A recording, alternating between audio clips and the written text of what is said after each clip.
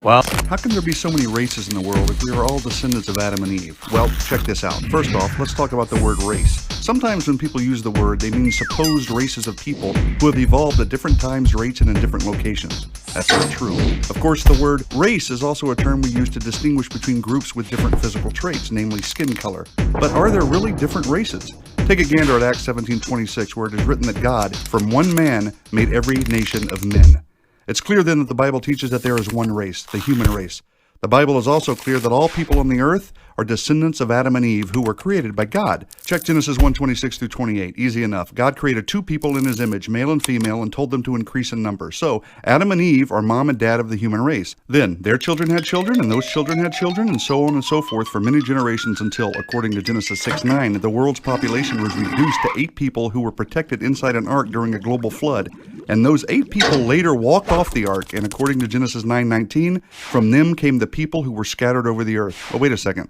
What do I mean scattered? Well, jump over to Genesis 11 and let's talk about an event known as the Tower of Babel.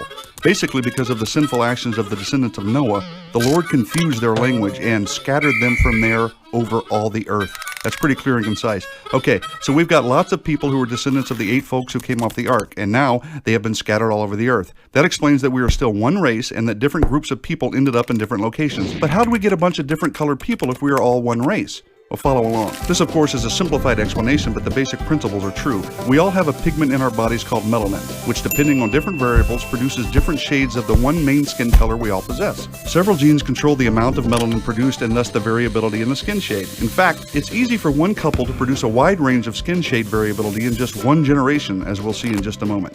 Time for a quick genetics lesson. DNA is the molecule of heredity that is passed from parents to children.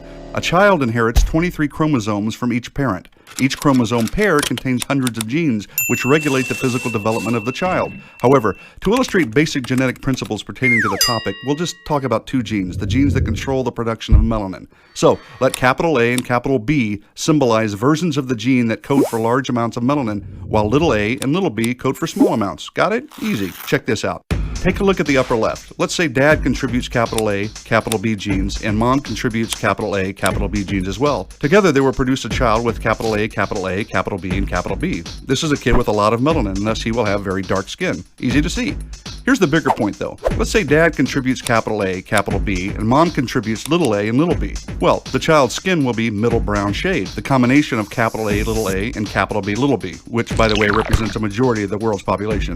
Not only that, but if each parent is capital A, capital B, little b, the combinations that could be produced in their children could result in a very wide range of skin shades in just one generation. Ooh. So, since Adam and Eve were the first people ever, it makes sense to conclude that God placed in them a combination of genes that could produce all different shades of skin we see.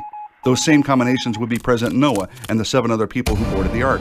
And because God dispersed people at the Tower of Babel, he dispersed the population, thereby isolating gene pools in the different people groups. Over time, different cultures formed in different locations with certain features like skin shade becoming predominant. And here we are today. And since we all go back to Noah and his family, it makes sense that we are all different shades of brown. One race, multiple people groups, just like the Bible teaches. Simplified for sure, but enough said.